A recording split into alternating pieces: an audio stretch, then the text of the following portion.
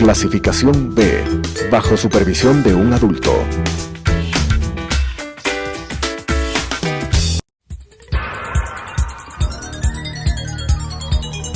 Las opiniones vertidas en este espacio por la producción y dirección del programa son de exclusiva responsabilidad de sus autores y de quienes intervienen en ellos.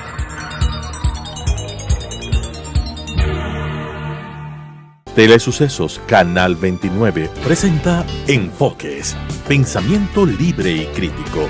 Día a día buscaremos diferentes visiones para la comprensión de la realidad del tercer milenio.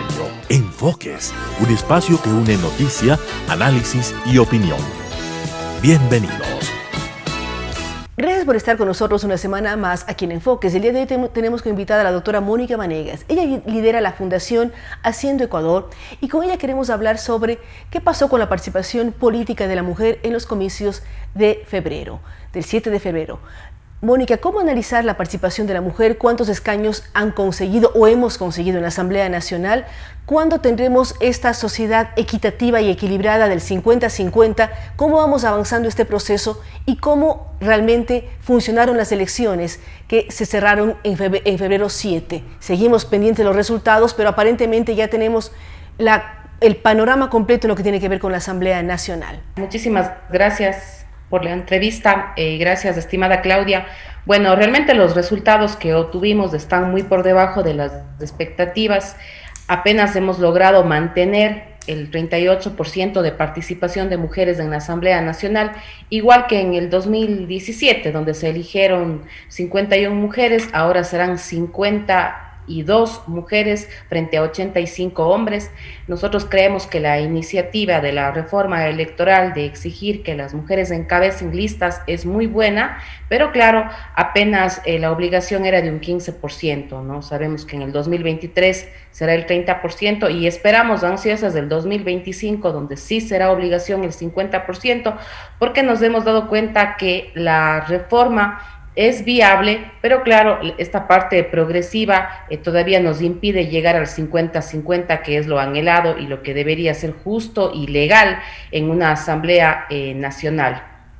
Ahora, en estos porcentajes, ¿favorece la presencia femenina el hecho de que se vote en plancha o favorecía el hecho de que se podía votar de entre listas? ¿Cómo analizar los sistemas que cambiaron en la elección de febrero?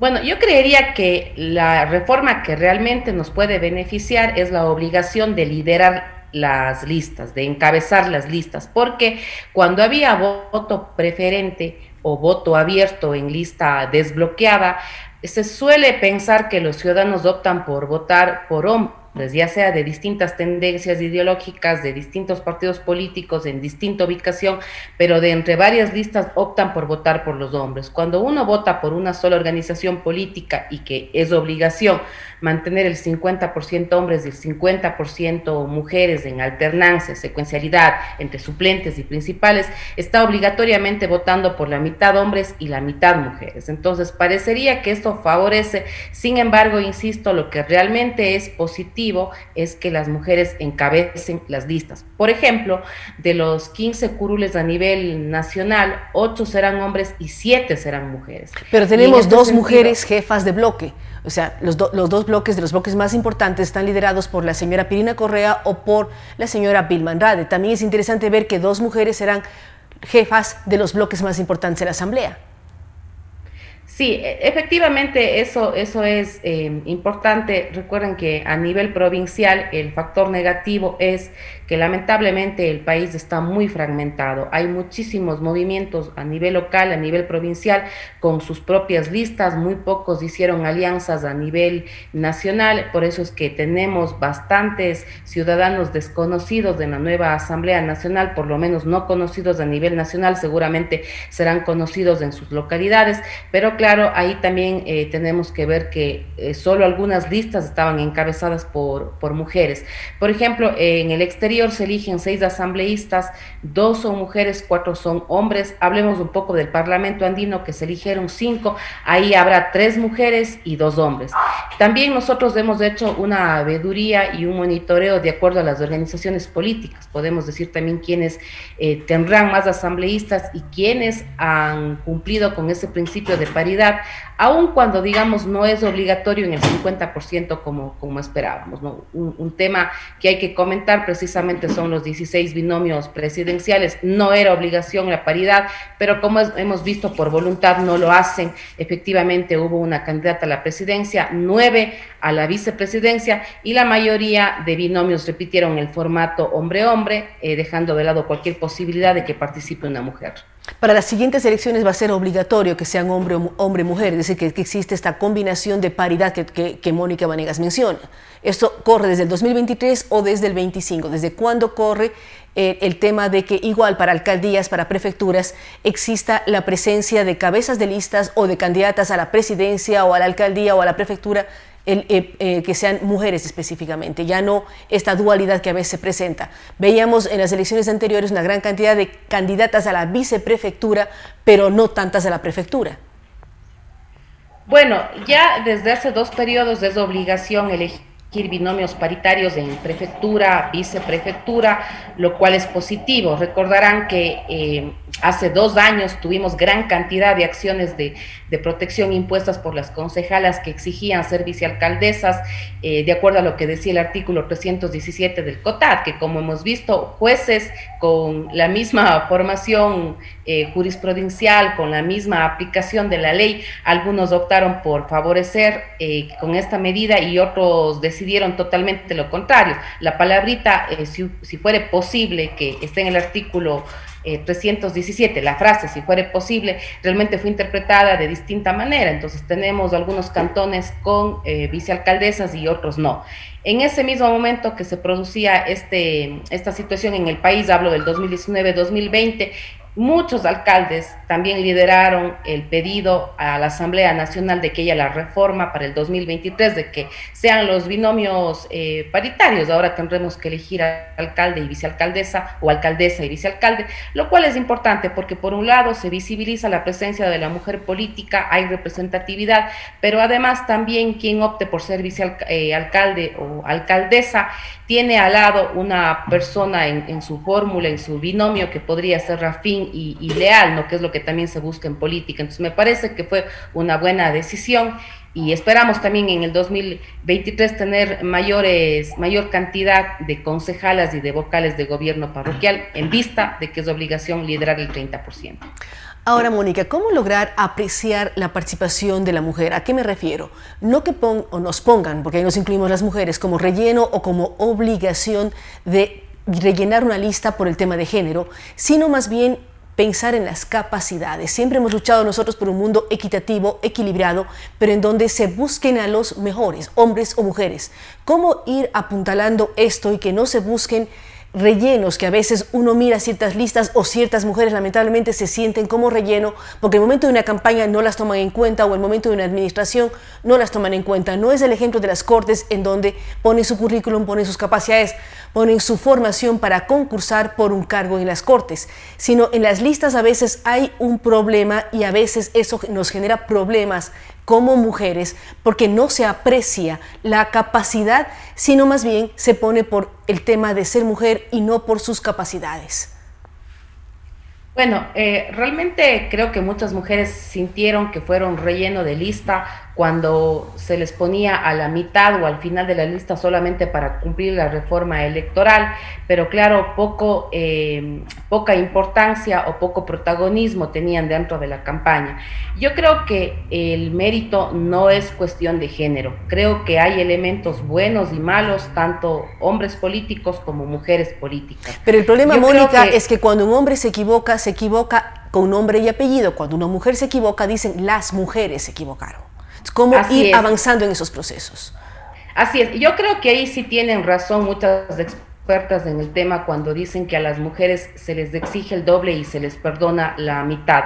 Yo he visto errores de mujeres políticas que han sido más criticados y ahí también viene el tema de la violencia política de género que ya podemos conversar después, pero es importante lo que acabas de decir, Claudia. Aquí se trata de exigir los mejores personajes, hombres y mujeres, que sean capaces, que tengan mérito para ser alcaldes, alcaldesas, prefectos, asambleístas, hombres o mujeres. Insisto, el mérito no es cuestión de género.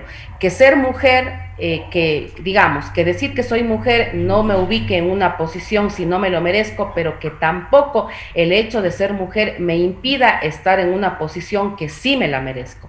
Entonces, yo creo que en ese sentido, más allá de las leyes que son importantes, no son suficientes. Hay que educar, hay que concientizar. Por ejemplo, hay que exigir que estas capacidades las tengan tanto hombres como mujeres. Yo recuerdo cuando estuvimos en el debate en el 2019 sobre estas reformas electorales, algunos hombres políticos que ya era su tercer periodo, que ya llevaban 20, 25 años en política, decir que les ponemos en apuros al exigir que hayan más mujeres en las listas, porque ¿dónde se iban a encontrar tantas reinitas que lleguen a la asamblea? Yo creo que ahí hay un doble sesgo. Primero, creer que uno tiene que ser reinita de belleza para ser conocida, y porque es conocida se le llama a ser candidata a la asamblea, cuando realmente hay mujeres que se han desempeñado en otros sectores de excelente manera. Y segundo, también es sesgar o escatimar los méritos de una persona que fue reina de belleza, pero que puede muy bien, con algunas excepciones, desempeñar el cargo de asambleísta, y en este sentido habrá que criticarla por cuanto legisla, por cuanto fiscaliza, más no por su apariencia física. Y ahí voy también al tema de la violencia. Quiero hacer un paréntesis, política. Mónica, porque cuando dicen que no hay tantas reinitas para las listas, también las mujeres podemos decir no hay tantos cantantes, futbolistas o presentadores para las listas de los varones, pero nunca se hace esa comparación. Entonces, ¿cómo lograr equilibrar y evitar hacia donde tú vas? Es el tema de la violencia de género en la política, que sigue siendo extremadamente fuerte. A las mujeres les critican, a las mujeres les golpean duramente con la palabra. ¿Cómo has evaluado esta última contienda electoral en donde efectivamente han participado más mujeres, pero siguen siendo agredidas de una u otra manera? Sí, a pesar de que se quiera invisibilizar, realmente nosotros hemos trabajado con algunas mujeres que incluso no han querido denunciar públicamente y que a través de encuestas anónimas nos han contado casos de violencia política en sus curules, ya sea como gobierno parroquial, como concejala, como asambleísta. Lamentablemente nosotros siempre estamos pidiendo que el debate o la crítica que se haga a un hombre o mujer política sea sobre sus acciones políticas, sobre aquello que legisla, que fiscaliza, que propone, que ejecuta como política pública. Pero lamentablemente seguimos viendo en las redes sociales que cuando se quiere criticar la acción de un político, obviamente se lo hace de su plan de gobierno, de su decisión, de su ideología, pero cuando se trata de una mujer, lo que se trata de poner sobre la mesa es un debate que debería ser privado y no público, como por ejemplo su situación sentimental, su situación de vida privada, de vida doméstica, su aspecto físico. Claro, nosotros tenemos algunas tipologías que hemos evidenciado en el observatorio. Si ustedes se fijan, a veces es tendencia o es debate el vestido de un asambleísta, el labial que usa, los zapatos que ha comprado o su aspecto físico. Y en este sentido no es lo mismo cuando se trata de hablar de un político. Nadie está hablando del calzado o de la corbata que está usando. Y también esto se da porque definitivamente está también mal enfocado muchas veces el tema de las entrevistas en algunos medios de comunicación, sobre todo de provincias, en donde los sesgos y el machismo están más evidenciados. Se trata siempre de poner a la mujer sutilmente en un rol por debajo del hombre. Cuando se le pregunta de su vida privada, inconscientemente le están diciendo al ciudadano que escucha que ella no tendrá tiempo para hacer política porque ella tiene otras prioridades. Y lamentablemente hay que decir, la violencia política sigue siendo un condicionante intimidatorio para que las mujeres entren o se mantengan. Y nosotros queremos trabajar en este tema, que las mujeres no sean cosificadas, que no sean vistas únicamente como aspectos decorativos o tomando roles secundarios, y que puedan liderar espacios políticos por sus propias capacidades en bien de la ciudadanía. Yo quisiera hacer énfasis en una frase que Mónica Vanegas mencionó al inicio de la entrevista. A las mujeres se les exige el doble y se les perdona la mitad. ¿Por qué y cómo entender todo el contenido de esta frase? Bueno, si ustedes se fijan, hablemos de la Asamblea Nacional. La Asamblea Nacional es el organismo político mediático por excelencia y es aquel al que le es difícil mantener una buena popularidad precisamente por el rol que desempeña.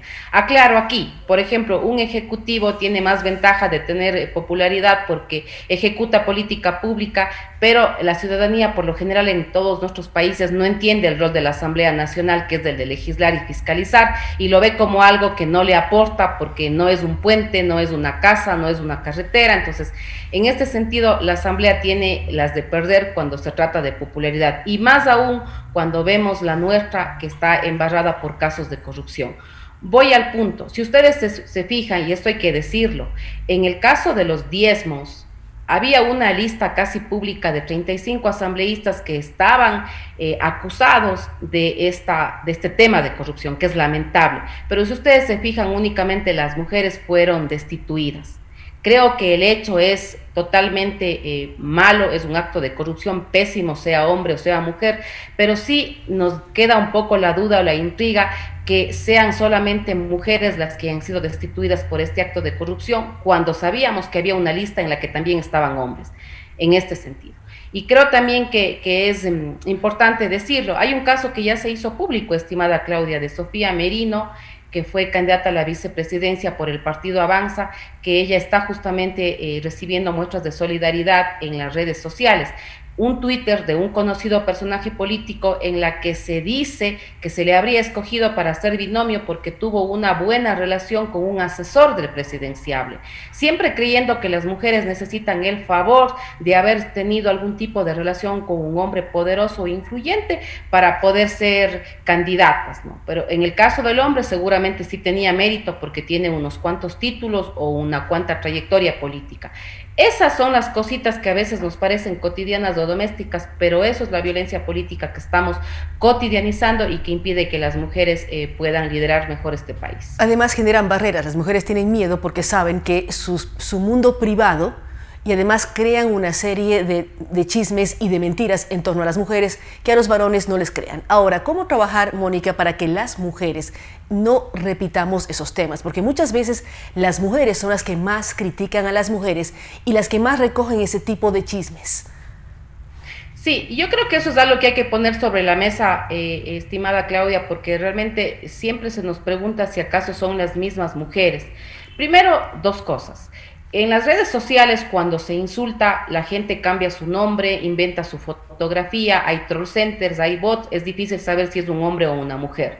Cuando hay casos en donde deliberadamente se puede ver que es una mujer opinando en contra de otra, yo creo que esto tampoco hay que satanizar. Y yo voy a ser clara en lo siguiente. Recién di unas entrevistas en donde me hablaban de una situación de discrepancias entre la prefecta y la viceprefecta de Azuay, poniendo como una situación de si entre las mujeres mismos se pelean, como que entre los hombres no discreparan. También hemos visto casos de prefecto y viceprefecto, alcalde y vicealcalde, o dos asambleístas que discrepan. Entonces, ¿por qué solamente le prestan atención cuando tienen que discrepar dos mujeres?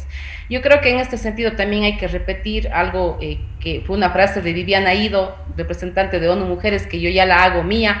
Las mujeres somos diversas, pero no debemos estar dispersas. Hay que respetarse. Tenemos derecho a discrepar, pero a veces es mejor dejar de lado las discrepancias cuando tenemos que luchar por un bien mayor, por un bien superior. Entonces, en este sentido, yo creo que hay que construir redes sororas, esa palabra me gusta mucho, y es un tema de tolerancia y de respeto entre las mujeres. Es verdad que no nos quedamos calladas cuando no estamos de acuerdo, pero creo que hay que hacerlo con respeto. Otra de las frases también que nosotros llamamos a erradicar es aquella de decir no me representan. Las mujeres somos diversas, hay quienes son más conservadoras, más radicales, están más equilibradas en cuanto a las luchas feministas, pero si una mujer quiere tener una lucha feminista de ir a la plaza pública, vestirse de cierta manera y cantar cierto himno, que lo haga, está en su derecho. Yo como mujer tengo que respetar porque ella tendrá su razón para liderar su lucha de esa manera. Entonces yo creo que esto es un llamado a respetarnos entre las mujeres y a dejar de decir la frase no me representa, y más bien callar algunas discrepancias que no tienen sentido cuando el bien mayor es conseguir una participación política del 50-50. Muchísimas gracias a Mónica Vanegas. Recordamos que ella lidera la Fundación Haciendo Ecuador y también el Observatorio Nacional de la Participación de Mujeres, en donde sobre todo generan alertas cuando hay violencia, cuando hay problemas que involucran a las mujeres en el Ecuador. Y además en esta red ella es muy clara al decir somos diversas pero no dispersas. Es importantísima esta frase que ella toma de Viviana Ido para hablar de que lo más importante es generar redes fuertes entre mujeres que permitan una serie de espacios, porque los espacios que se van consiguiendo no solamente es para mujeres, es para buscar una sociedad más equitativa, más equilibrada, en donde todos nos respetemos. Podemos pensar diferente, pero hay un respeto y una tolerancia, lo cual demuestra que vivimos en democracia, en una democracia en donde todos tenemos iguales derechos, iguales deberes, pero en donde nos respetamos unos a otros. Reiteramos lo que también Mónica nos decía, en la próxima asamblea habrá 52 mujeres, 85 hombres, se mantiene más o menos el mismo porcentaje de la asamblea anterior, pero vamos a estar pendientes de su gestión, de su función y de que los asambleístas, hombres y mujeres, cumplan con quienes los elegimos en las urnas el pasado febrero. Nuevamente, gracias a ustedes por habernos acompañado el día de hoy, gracias a Mónica Vanegas, nos vemos en una semana más. Las opiniones vertidas en este espacio por la producción y dirección del programa son de exclusiva responsabilidad de sus autores y de quienes intervienen en ellos.